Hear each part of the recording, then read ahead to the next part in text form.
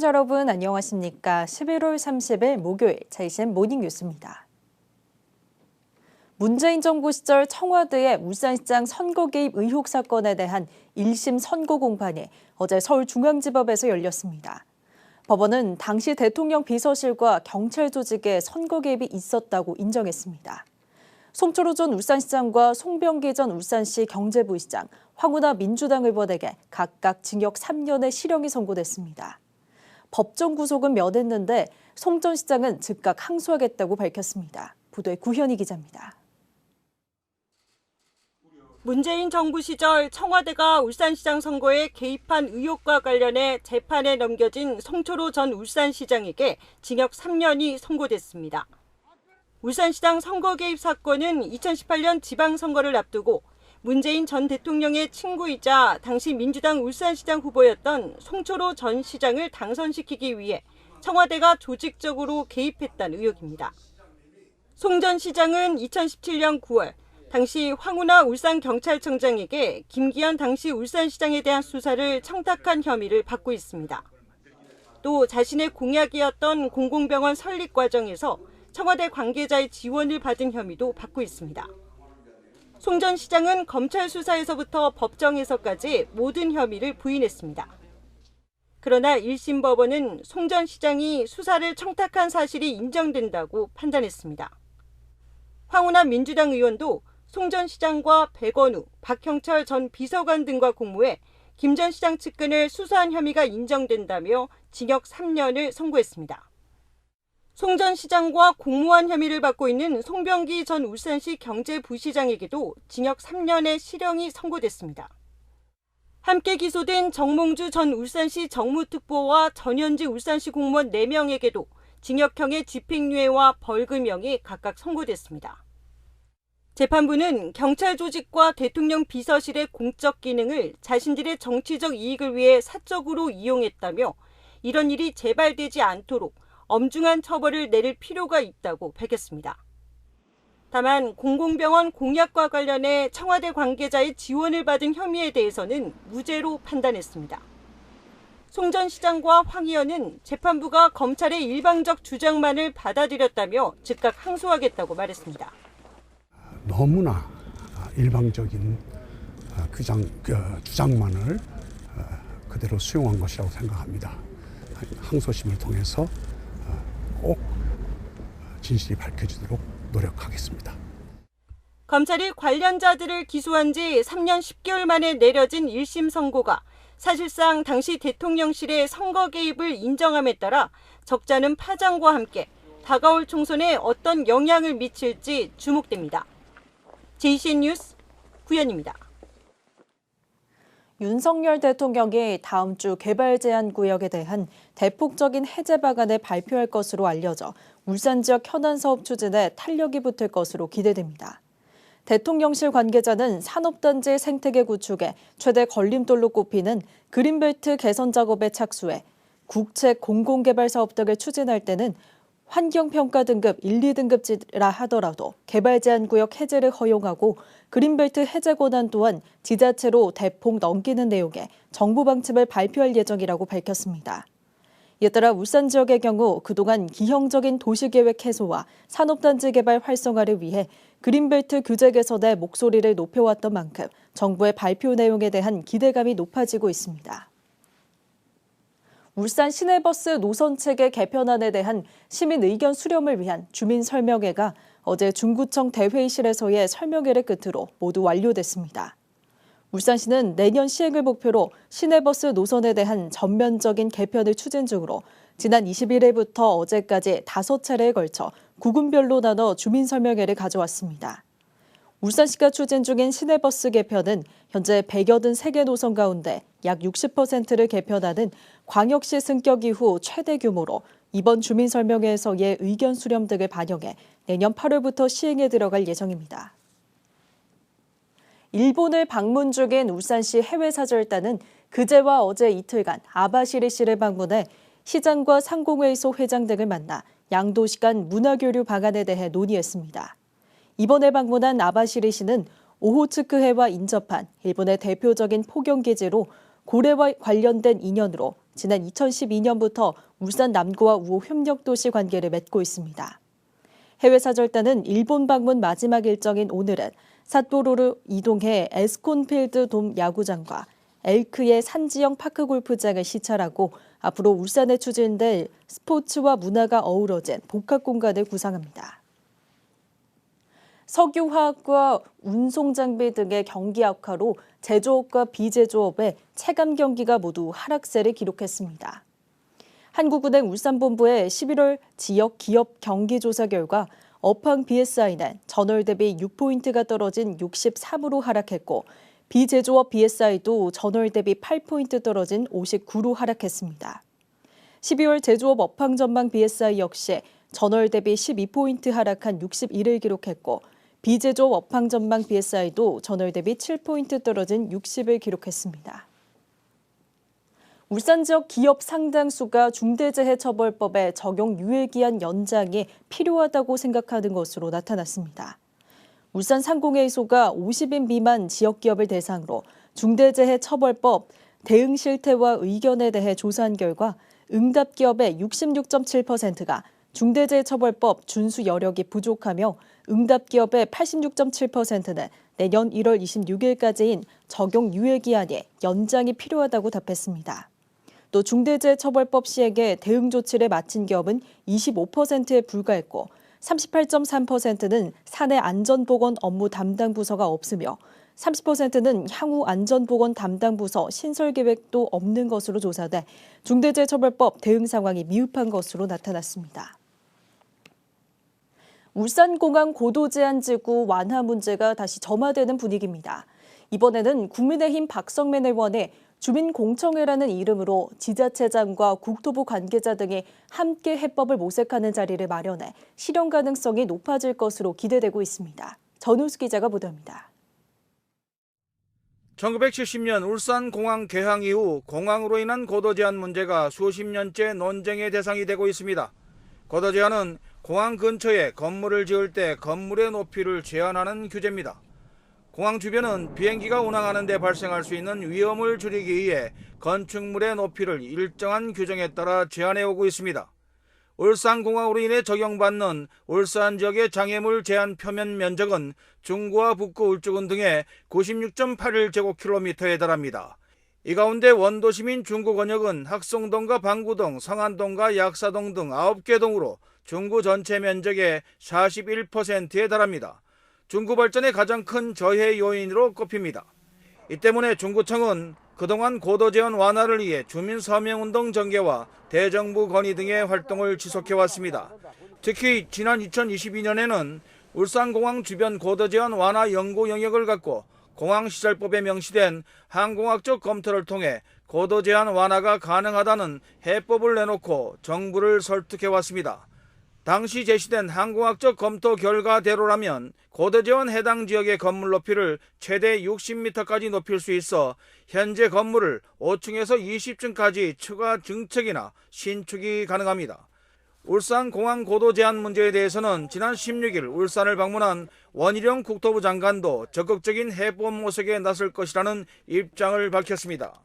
울산을 포함한 공항 때문에 주변 지위가 묶여있는 부분들에 대해서 저희가 지역 사정에 맞게 또 앞으로의 개발 계획에 맞게 고도를 저희들이 재량을 갖고 풀 수 있도록 저희들이 적극적으로 풀겠습니다.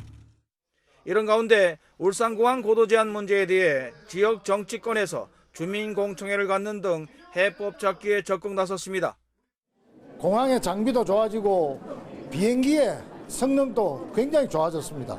이제는 이카오에서 전국적으로 고도 제한을 완화할 때라고 생각을 합니다.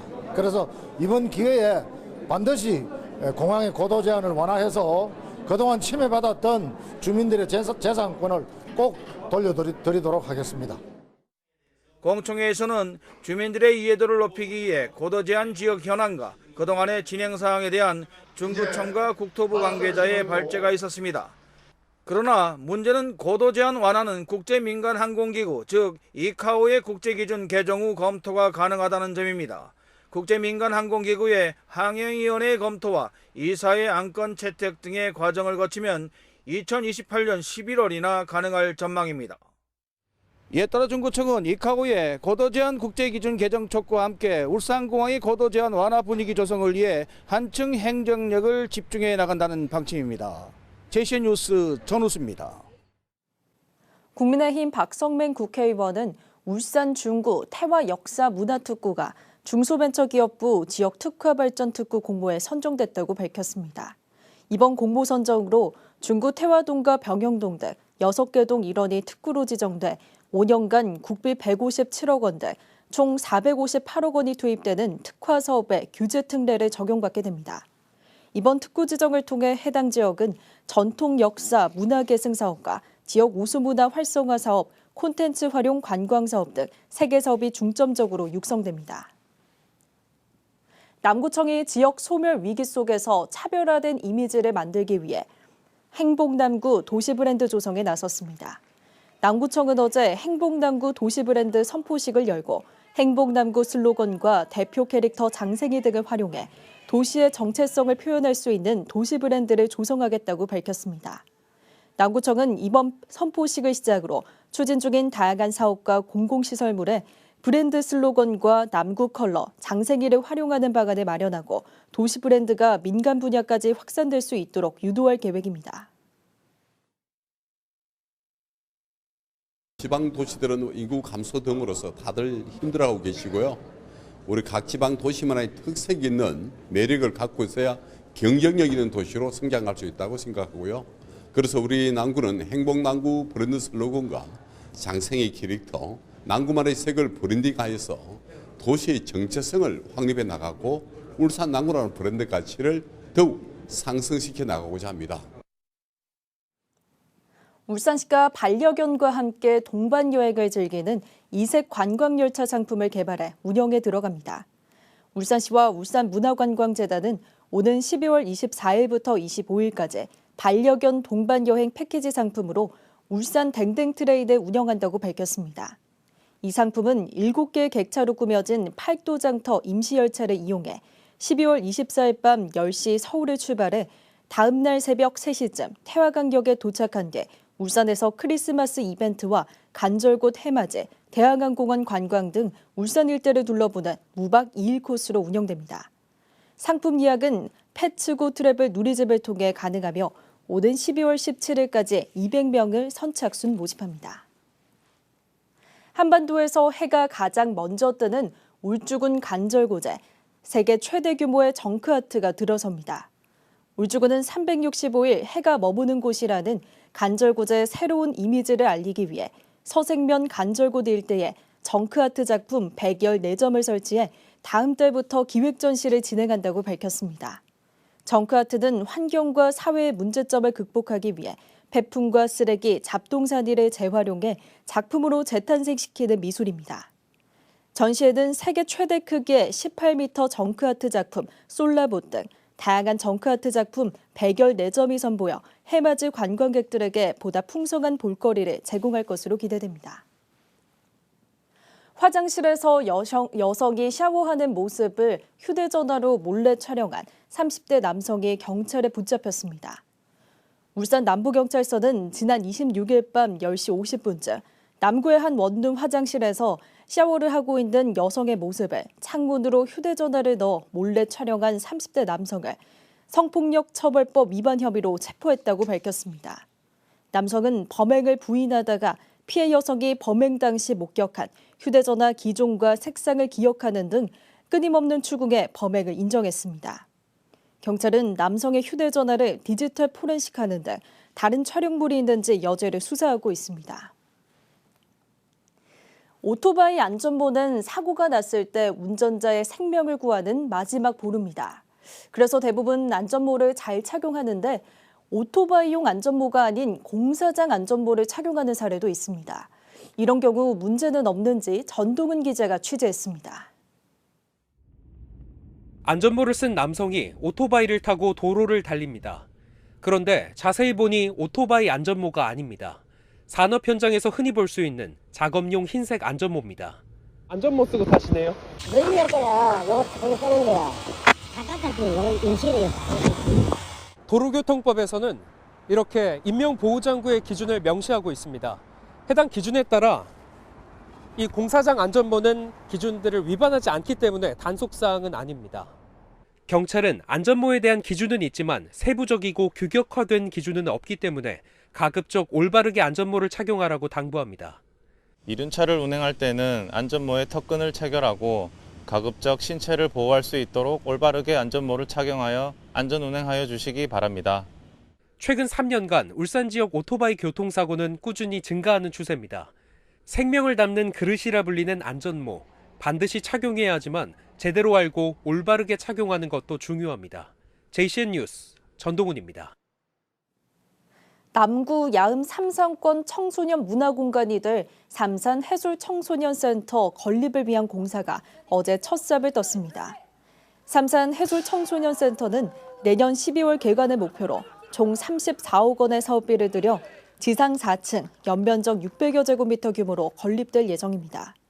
센터엔 특성화 활동실과 댄스와 밴드 연습실, 노래방과 다목적 홀 등 청소년들을 위한 편의시설이 들어설 계획입니다.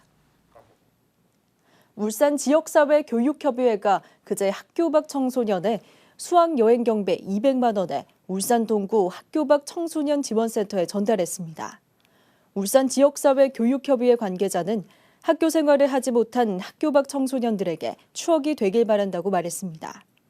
학교 밖 청소년들은 이 성금으로 그제부터 이틀 동안 경주 시내 일대에서 수학여행 프로그램을 진행했습니다. 울산 디자인주도 제조혁신센터의 지원을 통해 이뤄진 성과물 전시회가 오는 12월 8일까지 울산시청 본관 1층 로비에서 열립니다. 디자인주도 제조혁신 지원 사업은 중소, 중견 제조기업을 대상으로 디자인 역량 강화를 도와 상품 개발에서 홍보에 이르기까지 지원을 하는 사업입니다. 전시회에는 디자인주도 제조혁신 지원 사업에 최종 선정된 모토웨이 등 12개사의 제품 디자인 개선 사례가 전시됩니다. 한편 울산 디자인주도 제조혁신센터는 올해 1월 울산대학교 내 공장형 실험동 1층에 국비 20억 원을 들여 200평 규모로 개소했습니다. 유니스트 생명과학과 이상준 교수팀이 2가지 이상의 세균에 감염됐을 때 감염된 세포가 염증을 발생시키는 원리를 밝혀냈습니다. 이 교수팀은 면역 반응을 일으키는 분자 4가지를 조합해 동시 감염 시 염증이 발생하는 과정과 없어지는 경로를 분석했습니다. 이번 연구는 코로나19와 독감 등 감염병 복합 유행 연구와 천식과 알츠하이머병 등의 치료에 도움을 줄 것으로 기대되고 있습니다. 울주군과 유니스트가 재난안전 보건 분야 상호 협력을 위한 업무 협약을 체결했습니다.